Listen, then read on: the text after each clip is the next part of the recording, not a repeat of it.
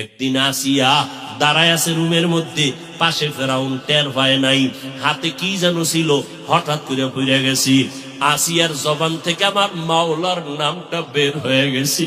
ফেরাউন শুই না কয়, আসিয়া কার নাম নিলি? আসিয়া চিন্তায় পড়ে গেল, আমি তো জানি না। ফেরাউন শুনলো, এখন যেহেতু আমার জবান থেকে নামটা বের হইয়াই গেছে, এখন আর আমি গোপন রাখিয়া লাভ নাই, আমি এখন প্রকাশ করে দেই। আসিয়া কয়, ফেরাউন আমি আমার মালিকের নাম নিয়েছি, আমার খোদা আমার আল্লাহর নাম। বলে তোমার আল্লাহকে? কয় মুসা নবী যারে আল্লাহ বলে তারেও আমি আল্লাহ বলে স্বীকার করি।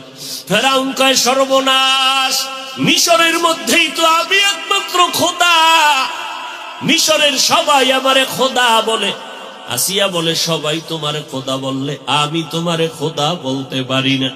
বলে তুমি আমার স্ত্রী হইয়া যদি খোদা না বলো, আমার মিশরে খোদা দাবি কইরা সার্থকতা নাই, আমারে একবার হইলেও খোদা বলতে হবে।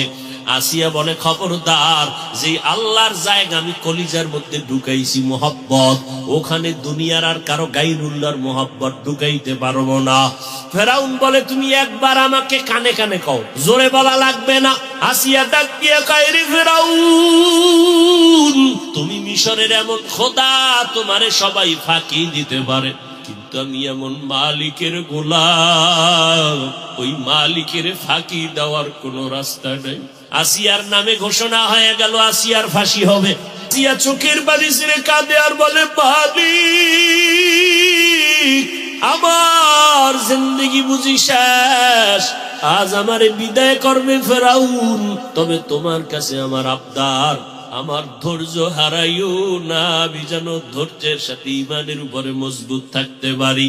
যখন আসিয়াকে শুলিবিদ্ধর জন্য ফাঁসির মঞ্চে নেওয়া হয়, হঠাৎ আসিয়া কাঁদতেছেন, তাকায় দেখেন রাস্তা দিয়ে মুসা নবী হেঁটে যায়। ডাক দিয়ে কয়, নবী মুসা, আমার খবর আপনি জানেননি? বলে জানি। বলে আপনি শুনছেননি আমার এখন ফাঁসি হবে? কয় শুনছি। বলে আমি বিদায় হয়ে যাইতেছি, দোয়া করিয়ে আর একটু আমাকে সুসংবাদ দেন, আমার মাওলা আমার উপরে বেজার নাকি খুশি? মুসা নবী ডাক দিয়া কয়, রে আসিয়া, আমার মাওলা তোমার উপরে এখন খুশি। আসিয়া আসমানে দিয়ে তাকাইয়া কয়, কালা রাব্বি বিনিলি ইন্দাকা বাইতান ফিল জান্নাহ। ও দয়ার মালিক, তোমার উপরে ঈমান আনার কারণে আমি একটা রাষ্ট্রপ্রধানের স্ত্রী হইয়াও ঘুমানের জায়গা পাইলাম না, আমি এক রাষ্ট্রপ্রধানের স্ত্রী হইয়া খানাও পাইলাম না, শুধু তোমার মোহাব্বতের কারণে। ও আল্লাহ, দুনিয়ায় পাই নাই কোনো দুঃখ নাই, তবে আমার তামান্না, তুমি আমারে মাওলা ছাইরা দিও না। দুনিয়ায় যদিও খাইতে পারি না, আরামের ঘুমের জায়গা পাই নাই, তবে জান্নাতে তোমার পার্শ্বে আমার জন্য একটা ঘর বানাইয়া দাও রে মালিক, জান্নাতে তোমার পার্শ্বে একটা ঘর বানাইয়া দাও। আসিয়া কান্না করতে করতে হঠাৎ কইরা আসিয়া মুস্কি হাসা শুরু করলেন। ফাঁসির মঞ্চে যায় ফেরাউন কয়, রে আসিয়া, এখন তোমার ফাঁসি হবে, তুমি এখন কান্না বন্ধ করে কেন হাসো? আসিয়া ডাক দিয়া কয়, আমার মাওলা এইমাত্র আমার কলবের চক্ষু খুইলা দিছে, তুমি দেখো না, আমি আসিয়া যা দেখতেছি তুমি দেখবা না। কি দেখো রে আসিয়া? ও ফেরাউন, জানো না আমি দেখতেছি? আমার মাওলার কাছে কান্না কইরা বলছি জান্নাতে একটা ঘর আমার জন্য বানাইতে, আমি এখনই তাকায় দেখলাম ওই জান্নাতের ছবিটা এখন দেখা যায়, আসমানের মধ্যে লক্ষ লক্ষ ফেরেশতারা আমার অপেক্ষায় আছে, আমার রূহটা জান্নাতে নিয়ে যাবে, তাড়াতাড়ি আমাকে ফাঁসি দাও, আমি আমার মালিকের মোলাকাতে হাজির হয়ে যাব। ও পর্দার আড়ালের আম্মা জান, আপনাদের মনটা কি চায় না একটু ভালো সন্তানের মা হইয়া কবরে যাবেন, স্বামীর মাল হেফাজত করবেন, আপনাদের মতো কত মহিলা আছে এখনো নামাজ ছাড়ে না, স্বামীর মাল নষ্ট করে না। স্বামীর মাল এটা স্বামীর না, স্বামী মরিয়া গেলে তো সব আপনার হয়ে যাবে। অতএব আপনি কেন ওই মাল নষ্ট করবেন? আপনার সন্তানটাকে আদর্শ মানুষ বানাবেন। আপনার সন্তানের আচরণে যেন এলাকার কেউ কষ্ট না পায়। কষ্ট পাইলে বরদোয়া করবে, আপনিও কিন্তু তার গালির অংশ হিসাবে আপনার গায়ে চলে আসবে। অতএব আল্লাহর কাছে নামাজ পড়িয়া দোয়া করবেন, আল্লাহর কাছে কাঁদবেন আর দোয়া করবেন, আল্লাহ তুমি আমার মাওলা, তুমি আমাকে আসিয়ার মতো ঈমানওয়ালা বানায় দাও, ফাতেমা রাদিয়াল্লাহু আনহার মতো ঈমানদার বানায় দাও।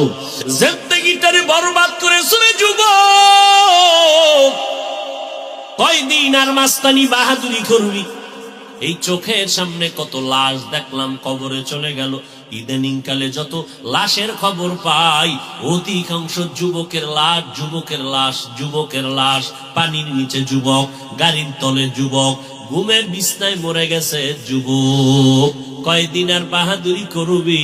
আমার মাওলায় যদি ডাক দেয়, ঘর পর্যন্ত যাওয়ার সময় পাবি না।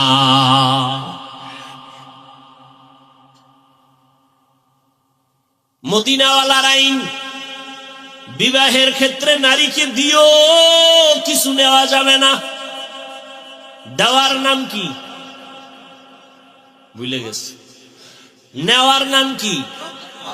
দেওয়াটা কি? ফরজ, নেওয়াটা হারাম। 1 টাকাও যৌতুক নিবা হারাম। আর মহারানা সব আদায় করে দাও, যতটুকু পারো ততটুকুই কাজিরে দিয়ে লেখাও। পারবা 1 লাখ 10 লাখ লেখাইয়া মাস্তানি করার কোনো যুক্তিগতা নাই। 1 লাখই লেখাও, 1 লাখ দিয়া দাও। না মাপ লই এলাম, এ একটা ধোকা। এই মহার কোনো মাপ নাই। যদি মাফ হইয়া গেছে, কই আল্লাহ না করুন যদি বিবাহ ভেঙ্গে যায়, তখন কোর্টের মাধ্যমে এটা আদায় করা লাগে না? এটা কিসের মাপ? এটা বাহানা। নগদ দিয়া দাও মহারানা, সাধ্যের মধ্যে। আর যদি দিতে না পারো তো বিয়ার দরকার নাই, রোজা রাইখা সুটকি হয়ে যাও। রোজা রাখো 12 মাস। ঔষধ তো ইসলামে আছে, ব্যবহার করো। ভাইরা আমার,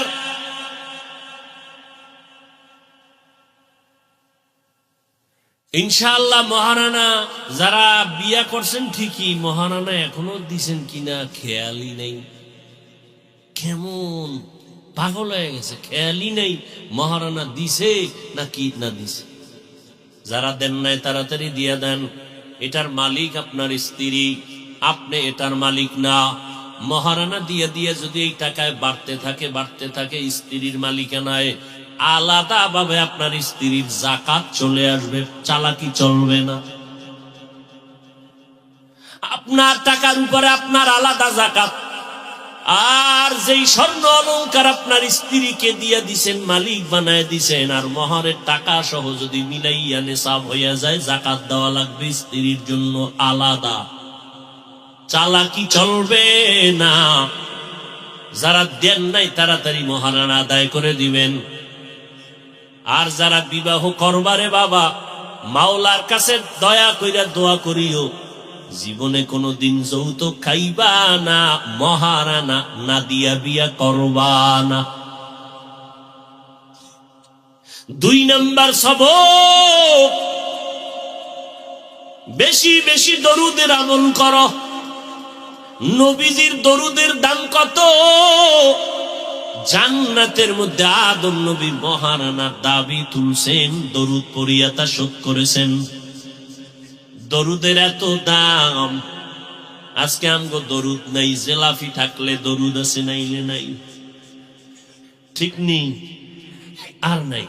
আলহামদুলিল্লাহ, আমরা তো মোটামুটি দরুদ পড়ি, চেষ্টা করি পড়ার। যারা আমরা মাদ্রাসায় পড়ি, পড়াই দরুদ আর দরুদ। ক্বালা রাসূলুল্লাহ, ক্বালা রাসূলুল্লাহ, ক্বালা রাসূলুল্লাহ, এভাবে দরুদ চলতে থাকে। সাল্লাল্লাহু এই যুবক বাবারা, জীবনটা তোমার কিন্তু ফুলের মতো দামি, তুমি জানো না। তোমার কপাল খারাপ, তোমার চোখের পাওয়ার খারাপ। চোখের মধ্যে চশমা লাগাইছো, পাওয়ারি আয়না লাগাইবা, দূরের জিনিস কাছে দেখবা, কিন্তু কপাল খারাপ। লাগাইতে গিয়া আয়না লাগাইছো কালো রঙের আয়না।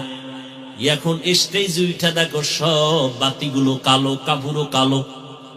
আসলে তুমি যদি বলো বাতি কেন কালো, কাপুর কেন কালো, বলে কিছুই কালো না, তোমার চোখে সমস্যা।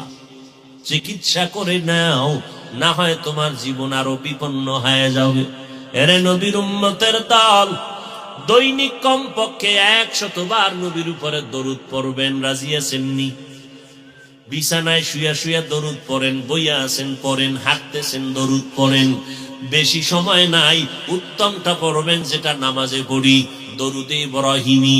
আল্লাহুম্মা সাল্লি আলা মুহাম্মদ ওয়া আলা আলি মুহাম্মদ। এরে আম্মা জানেরা, দরুদ শরীফ বেশি বেশি পড়বেন। আপনার যত মুসিবত আছে ইনশাআল্লাহ দরুদের আমলে মুসিবত দূর হয়ে যাবে।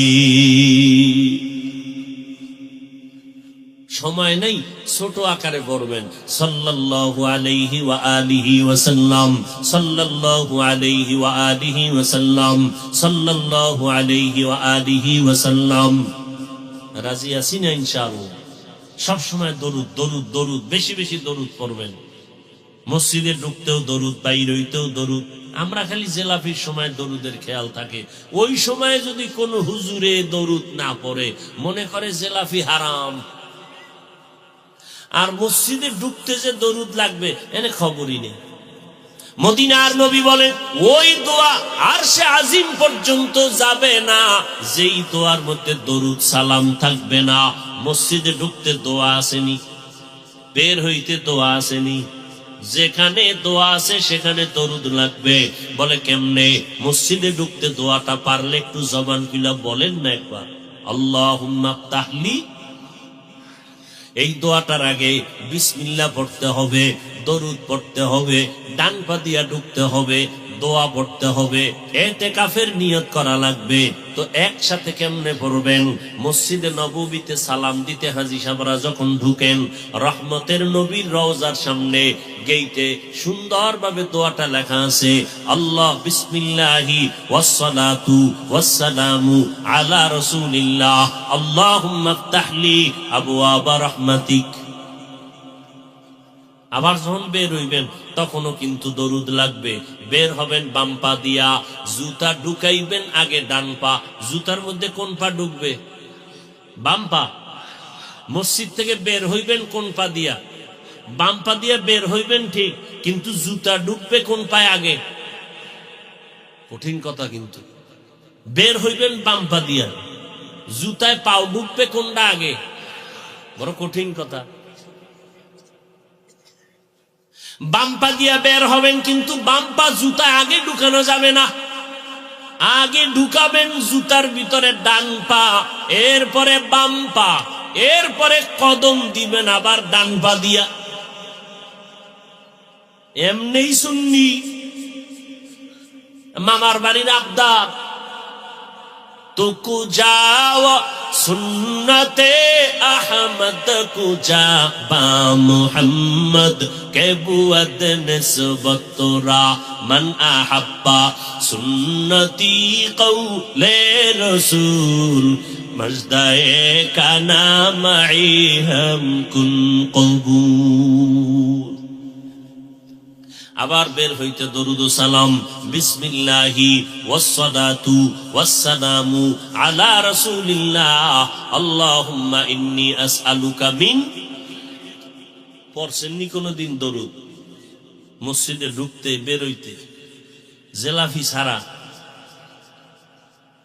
বড় কঠিন ভাই। রাগ করবেন না, বুঝাবার জন্য বলি, এবং আমি হৃদয় থেকে বলি, কলিজার থেকে বলতেছি, মোহাব্বতের নিয়তে আমলের জন্য বলতেছি, বাতাসে উড়াইয়া দেওয়ার জন্য বলি নাই।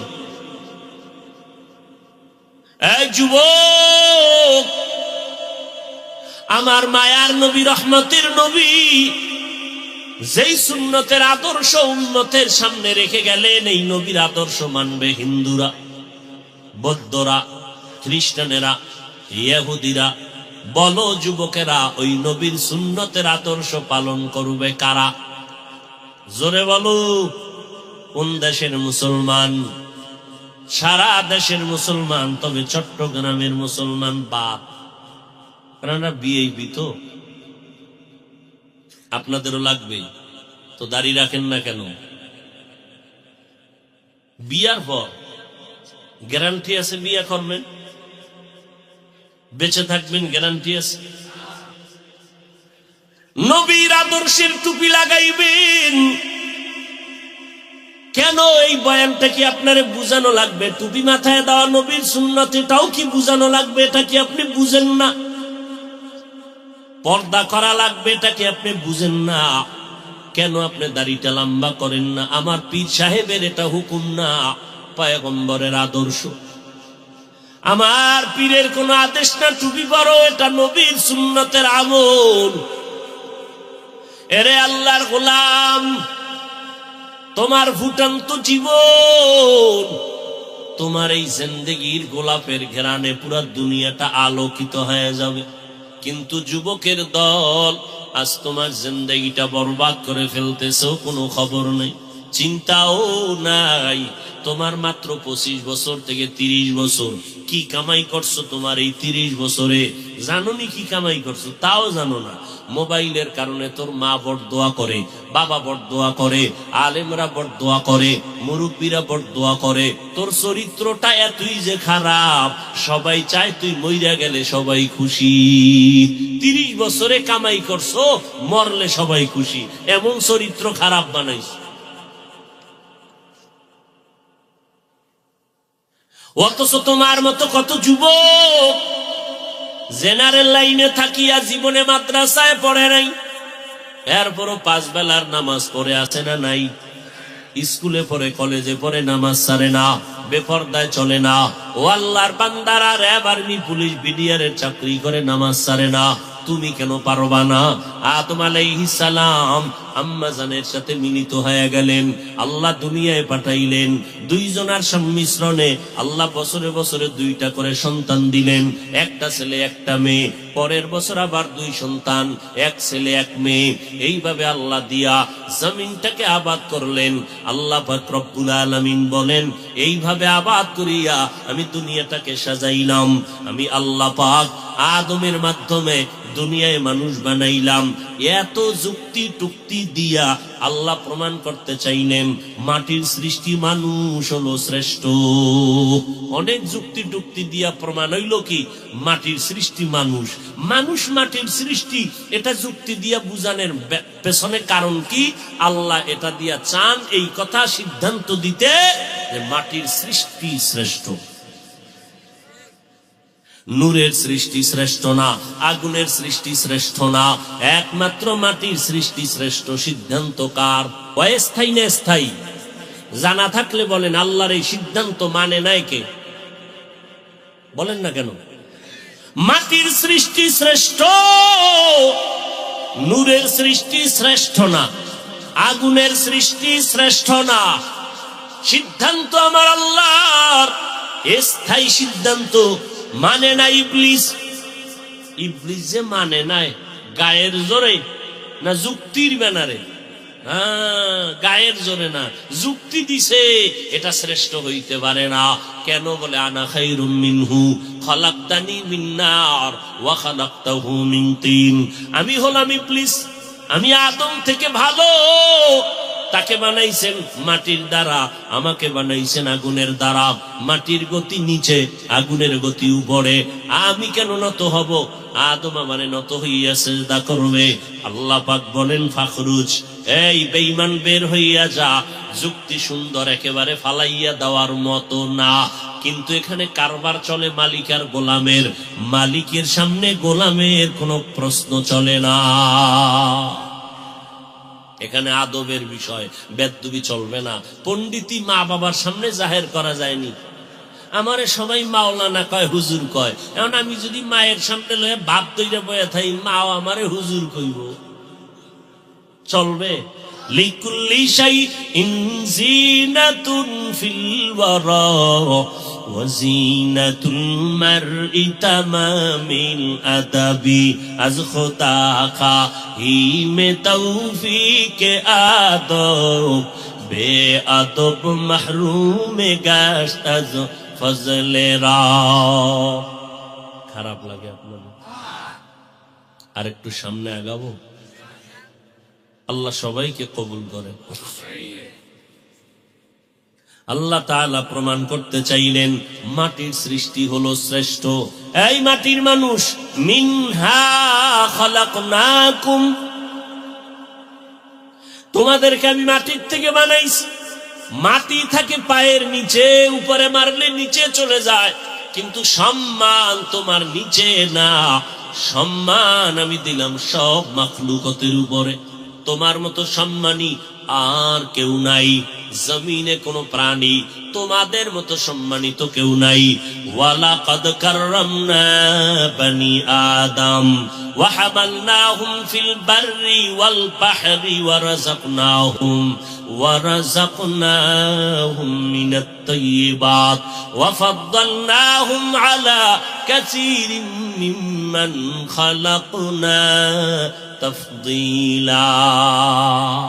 বনি আদম বড় দামি। আল্লাহ তাআলা এত সম্মান দান করেছেন, জমিনে চলার ব্যবস্থা করেছেন, পানির মধ্যে চলার উত্তম ব্যবস্থা করেছেন। আল্লাহ তাআলা মানুষের জন্য উত্তম খানার আয়োজন করেছেন। আবার এই মানুষ সবার শ্রেষ্ঠ, আবার মানুষের মধ্যে পরস্পরে একে অন্যের তুলনায় শ্রেষ্ঠ।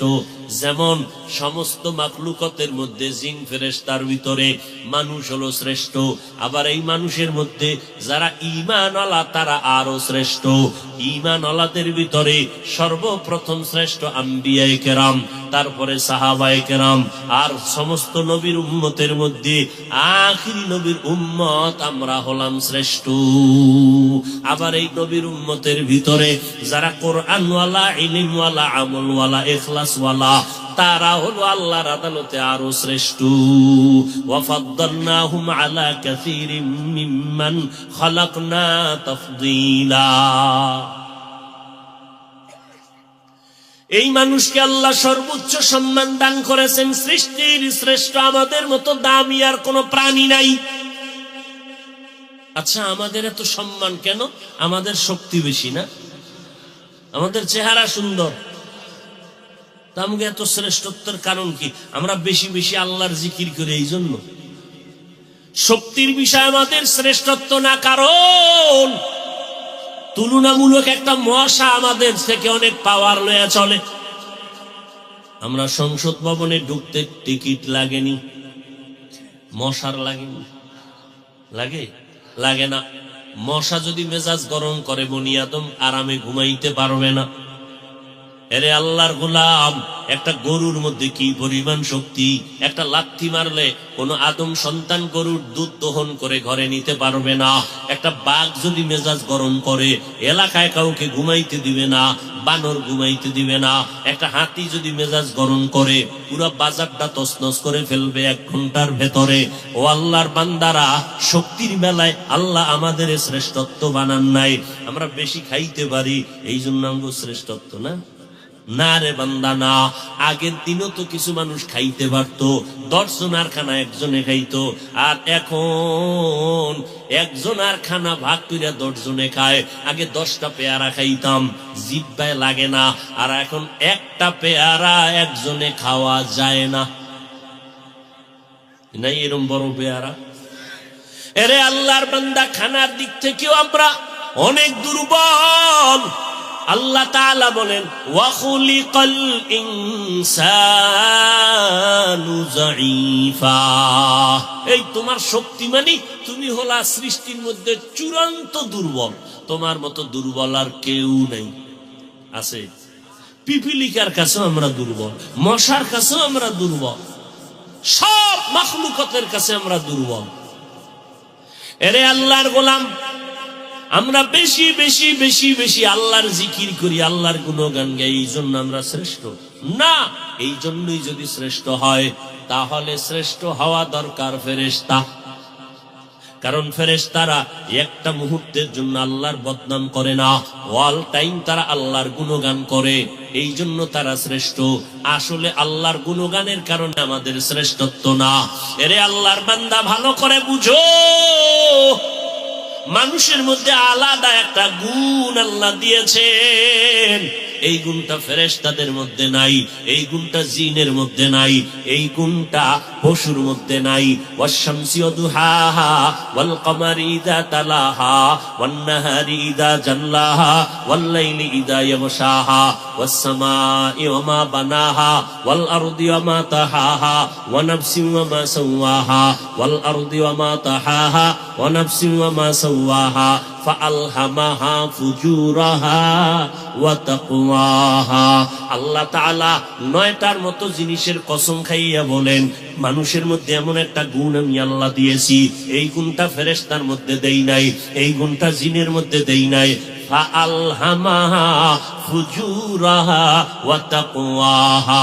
মানুষের মধ্যে এমন একটা ইচ্ছা শক্তি আমি দান করছি, মন চাইলে বান্দা মসজিদেও ঢুকতে পারবে, মন চাইলে মন্দিরেও ঢুকতে পারবে, মন চাইলে বান্দা মদের বোতল নিয়েও চলতে পারবে, মন চাইলে বান্দা মদের বোতল ফালায় দিতে পারবে, মন চাইলে বান্দা মদিনার টুপি লাগাইতে পারবে, মন চাইলে বান্দা খ্রিস্টানদের ক্যাপ লাগাইতে পারবে। মানুষের মধ্যে এমন একটা শক্তি, ইচ্ছা শক্তি আল্লাহ দিছেন, কিন্তু ফেরেশতারা চাইলে পারবে না। ওদের মধ্যে গুনাহ করার কোনো আকর্ষণ নাই। মানুষ যদি চায় বেপরদায় চলতে পারবে, মানুষ যদি চায় পর্দা রক্ষা করিয়াও চলতে পারবে। তবে এটার মধ্যে কিন্তু একটা মজা আছে। ওই যে বেপরদার মধ্যে একটা আলাদা মজা, কিন্তু মজার পরে একটা আছে সাজা। এই সাজা মজাটা পশুতেও বুঝে। মজাটা কথা কয় না, পশু বুঝে না গুনার মজা। গুনার মজা, জেনার মজা পশুতেও বুঝে, মানুষেও বুঝে। এরপরও তো পশুর সমান হয়ে গেল, কয় না। পশু শুধু মজা বুঝে, সাজা বুঝে না। সাজা বুঝে না। মানুষ কিন্তু সাজাও বুঝে। এই সাজা বুঝার পর যেই বান্দা আল্লাহর আদালতে সাজার ভয়, গুনার মজা থেকে নিজেকে বাঁচাইয়া রাখবি, এই বান্দার সম্মান ফেরেশতাদের উপরে আল্লাহ দিয়ে দিবি। এরে আল্লাহর বান্দা, এই জন্য আল্লাহ পাক রব্বুল আলামিন মানুষকে শ্রেষ্ঠ মর্যাদা দিয়েছেন। মিনহা খালাকনাকুম, এই শব্দ থেকে 1 নাম্বার সবক নাও। তোমার সম্মান আল্লাহ মাটির নিচে রাখে নাই, অনেক উপরে। এখান থেকে আরেকটা সবক নিয়ে বাড়িতে যাও।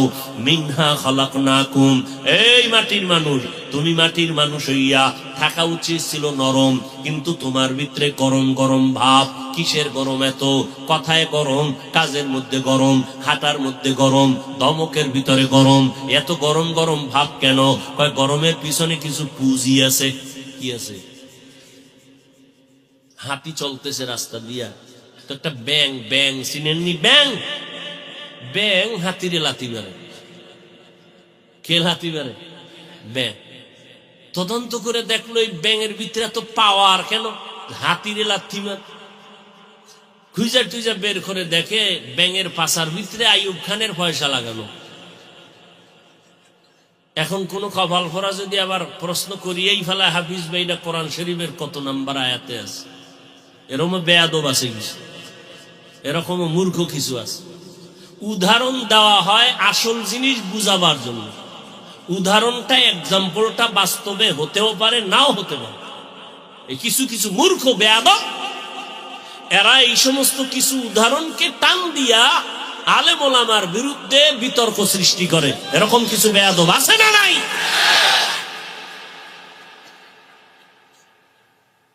কোন এক আল্লাহর ওলি বয়ান করে বলছেন, কিয়ামতের ময়দানে রশিদ আহমদ গাঙ্গুহি, হাজী ইমদাদুল্লাহ মুহাজির মক্কি জাহাজ নিয়ে উঠবেন।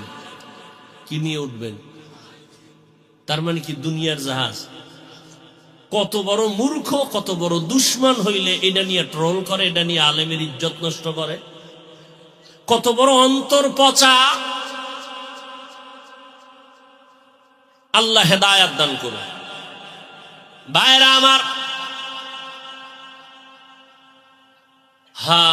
কোন কথা জানি বুঝাইতে চাইছিলাম। পাওয়ার পাওয়ার মানুষের এত গরম কেন? ব্যাঙের গরম কেন? পিছনে পাওয়ার আছে না নাই?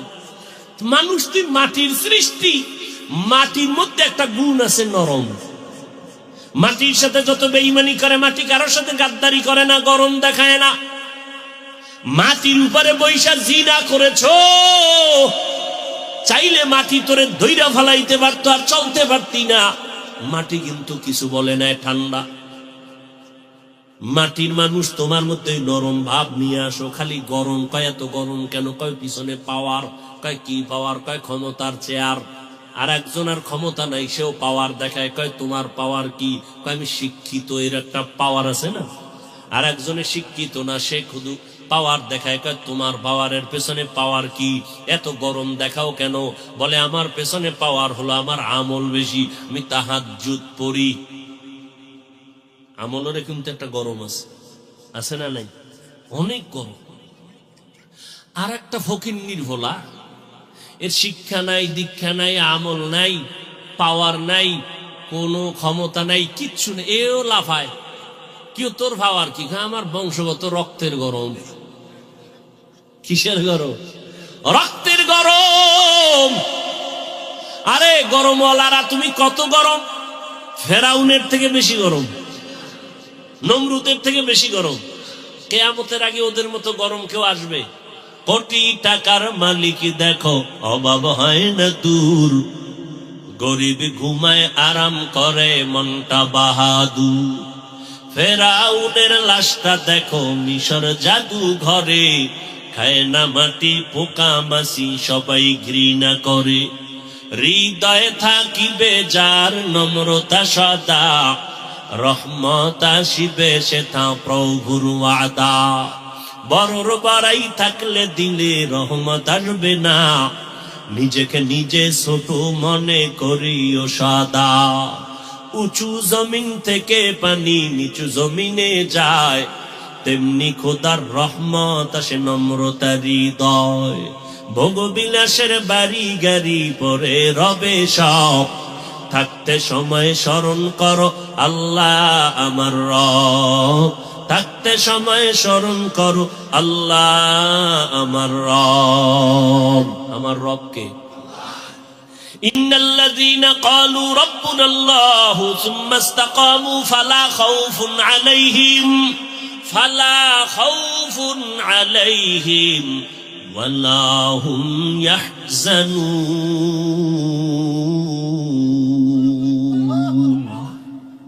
যারা আল্লাহকে রব বলে স্বীকার করবা, তোমাদের কোনো চিন্তা নাই, তোমাদের কোনো ভয় নাই। আমার আল্লাহ কুদরতের জিম্মায় জান্নাতে পৌঁছাইয়া দিবি। ও নবীর আশিক, ও যুবক, মাটির মানুষ মাটির মতো নরম হইয়া চলো।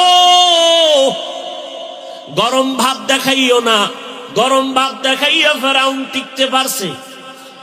টিকতে পারে নাই। নমরুদ টিকতে পারে নাই। তুমি গরম ভাব দেখায় কয়দিন টিকবারে বাবা? মানুষের দোয়া নিয়ে যাও। ফেরাউন গরম ভাব দেখাইয়া না আখিরাত পাইলো, না দুনিয়া পাইলো। আজকে মুসলমান তো দূরের কথা, বেঈমানেরাও ফেরাউনের নাম শুনতে পারে না, নমরুদের নাম পছন্দ করে না, সাদ্দাদের নামটা পর্যন্ত পছন্দ করে না। এমন গরম ভাব না দেখাইয়া নরম হইয়া চলো। ও সন্তান, মা বাবার সাথে গরম ভাব দেখাইও না। ও ছাত্র ভাইয়েরা, ওস্তাদের সাথে শিক্ষকের সাথে গরম ভাব দেখাইও না। খবরদার, সব জায়গায় মেজাজ দেখানো যায় না। যদি আল্লাহ না করুন মায়ের অন্তরে কষ্ট যায়, দুনিয়ার জিন্দেগি তোমার বরবাদ হয়ে যাবে। শিক্ষকের অন্তরে যদি কষ্ট যায়, ওই জিন্দেগি তোমার বরবাদ। আরে আল্লাহর বান্দা, যদি শিক্ষকের অন্তরে কষ্ট দিয়া থাকো, আমার মাওলাও কিন্তু তোমারে মাপ দিবে না যতদিন পর্যন্ত শিক্ষক তোমারে ক্ষমা না দিবেন। মায়ের অন্তরে যদি কষ্ট দাও, আমার মাওলা তোমারে ক্ষমা দিবেন না যতক্ষণ পর্যন্ত মা তোমাকে ক্ষমা দিবেন না। ও আল্লাহর বান্দারা, জীবনে তো অন্যায় করিয়েই ফেলাইছি, এখন আমাদের চলার উপায় কি, বাঁচার উপায় কি? একমাত্র পথ ইস্তেগফার করো, তওবা করো, আল্লাহকে মনে মনে ডাক দাও, হে মালিক, জীবনে তো অন্যায় কম করি নাই, আমার হাতের গুনাহ, পায়ের গুনাহ, চোখের গুনাহ, জবানের গুনাহ, আমার গুনার খবর আমার মা জানে না, ভাই জানে না, বোনেরা জানে না। ও আল্লাহ, তুমি জানো, তুমি হায়াতের মালিক, ইজ্জতের মালিক, রিজিকের মালিক। ও আল্লাহ, শয়তানের ধোকায় পড়ে গুনাহ করেছি, আজকে থেকে তওবার নিয়ত করতেছি, আর কোনদিন নামাজ ছাড়বো না, আর দাড়ি কাটবো না, মা বাবাকে কষ্ট দিব না, উলামায়ে কেরামের পরামর্শ নিয়ে নবীর তরিকায় চলবো। ও পর্দার আড়ালের আম্মা জানেরা, আপনাদের জীবনটা কত ধন্য, আপনারা জানেন না এত সম্মান আল্লাহ দান করেছেন। আপনারা নবীদের মায়ের মতো মা, সাহাবায়ে কেরামের মায়ের মতো মা, আপনারা খাদিজা রাদিয়াল্লাহু আনহার মতো নারী, আপনারা ফাতেমা রাদিয়াল্লাহু আনহার মতো দামি নারী, আপনারা আয়েশা রাদিয়াল্লাহু তাআলা আনহার মতো দামি নারী, আপনারা ইসমাঈল নবীর মা হাজেরা আলাইহিস সালামের মতো দামি নারী, আপনারা ঈসা নবীর মা মারিয়াম আলাইহিস সালামের মতো দামি নারী। ওই ফেরাউনের নাম এতক্ষণ যে শুনাইলাম, এই ফেরাউন জগৎ নিকৃষ্ট বড় বেঈমান, কিন্তু তাকাইয়া দেখেন ওই ফেরাউনের ঘরে, যেই ফেরাউন আল্লাহর সাথে যুদ্ধের ঘোষণা দিয়া নিজেরে খোদা বলে দাবি করলো, আনা রব্বুকুমুল আলা, কিন্তু তাকায়া দেখেন আমার মাওলা গোবরে পদ্ম ফুল ফুটাইয়া দেয়। ওই ফেরাউনের স্ত্রী নাম কি? আসিয়া। ওই আসিয়াকে আল্লাহ এমন ভাবে কবুল করেছেন, ওই আসিয়া আল্লাহর কাছে এত প্রিয়,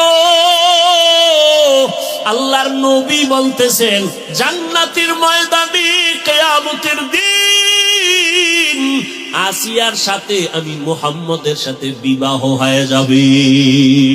এরে আম্মা জানেরা, একটু চিন্তা করে দেখেন, আজকে আপনি যদি নামাজ পড়েন, পর্দা করেন, আজকে যদি সন্তানটারে দিনের লাইনে চালান, আপনার সন্তানকে ডাক্তার বানাবেন আলহামদুলিল্লাহ, আপনার সন্তানকে ইঞ্জিনিয়ার বানাবেন আলহামদুলিল্লাহ, আপনার সন্তানটাকে প্রফেসর বানাবেন আলহামদুলিল্লাহ, তবে আমার দাবি, আমার অনুরোধ, বেয়াদব বানাবেন না।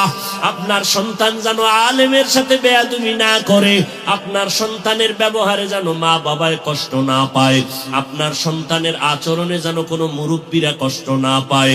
ডাক্তার যদি বানাইতে চান, কোরআন পড়াইয়া নবীর আদর্শওয়ালা ডাক্তার বানাইয়েন। সন্তানটাকে যদি ইঞ্জিনিয়ার বানাইতে চান, আল্লাহর কোরআনটা শিখাইয়া নবীর আদর্শের ইঞ্জিনিয়ার বানাইয়েন। আপনার সন্তানটাকে যদি প্রফেসর বানাইতে চান, কোরআন পড়াইয়া এরপরে নবীর আদর্শের প্রফেসর বানায় দিয়েন।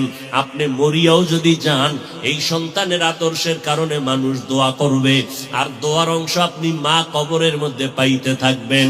এরে আম্মা জান, একটা বেঈমান ফেরাউনের ঘরের স্ত্রী আসিয়া হইয়া যদি আল্লাহরে নিয়ে কবরে যায়, নবীর সুসংবাদ পায়, জান্নাতে তার বিয়া হয়ে যাবে। এরে আম্মা জানেরা, এই আসিয়া আল্লাহর উপরে এতটা মজবুত কেমনে হইলেন? অথচ তার স্বামী ফেরাউন নিজেরে খোদা দাবি করে। একদিন আসিয়া দাঁড়ায় আছে রুমের মধ্যে, পাশে ফেরাউন টের পায় নাই, হাতে কি যেন ছিল, হঠাৎ করে পড়ে গেছি। আসিয়ার জবান থেকে আমার মাওলার নামটা বের হয়ে গেছে। ফেরাউন শুই না কয়, আসিয়া কার নাম নিলি? আসিয়া চিন্তায় পড়ে গেল, আমি তো জানি না। ফেরাউন শুনলো, এখন যেহেতু আমার জবান থেকে নামটা বের হইয়াই গেছে, এখন আর আমি গোপন রাখিয়া লাভ নাই, আমি এখন প্রকাশ করে দেই। আসিয়া কয়, ফেরাউন আমি আমার মালিকের নাম নিয়েছি, আমার খোদা, আমার আল্লাহর নাম। বলে তোমার আল্লাহকে? কয় মুসা নবী যারে আল্লাহ বলে, তারেও আমি আল্লাহ বলে স্বীকার করি। ফেরাউন কয়, সর্বনাশ, মিশরের মধ্যেই তো আমি একমাত্র খোদা, মিশরের সবাই আমারে খোদা বলে। আসিয়া বলে, সবাই তোমারে খোদা বললে আমি তোমারে খোদা বলতে পারি না। বলে তুমি আমার স্ত্রী হইয়া যদি খোদা না বলো, আমার মিশরে খোদা দাবি কইরা সার্থকতা নাই, আমারে একবার হইলেও খোদা বলতে হবে। আসিয়া বলে, খবরদার, যে আল্লাহর জায়গা আমি কলিজার মধ্যে ঢুকাইছি মোহাব্বত, ওখানে দুনিয়ার আর কারো গায়রুল্লাহর মোহাব্বত ঢুকাইতে পারবো না। ফেরাউন বলে, তুমি একবার আমাকে কানে কানে কও, জোরে বলা লাগবে না। আসিয়া ডাক দিয়ে কয়, রে ফেরাউন, তুমি মিশরের এমন খোদা, তোমারে সবাই ফাঁকি দিতে পারে, কিন্তু আমি এমন মালিকের গোলাম, ওই মালিকের ফাঁকি দেওয়ার কোনো রাস্তা নাই। আমি মনে মনে যদি কল্পনা করি, রুমের দরজা জানালা আটকাইয়াও যদি আমি কিছু করি, রুমের ভিতরে আমার মা দেখে না, বাবা দেখে না, আমার আপন কেউ দেখে না, কিন্তু আমার মালিক তাকাইয়া সব দেখতেছেন। ওই মালিকের ফাঁকি দেওয়া যাবে না।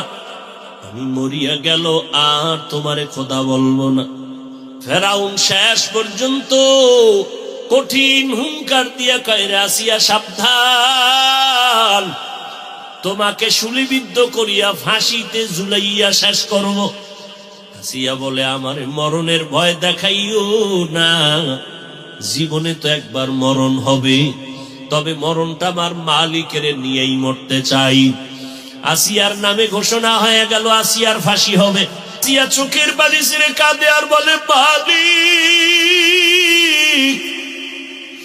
আমার জিন্দেগি বুঝি শেষ, আজ আমারে বিদায় করবে ফেরাউন, তবে তোমার কাছে আমার আবদার, আমার ধৈর্য হারাইও না, আমি যেন ধৈর্যের সাথে ঈমানের উপরে মজবুত থাকতে পারি।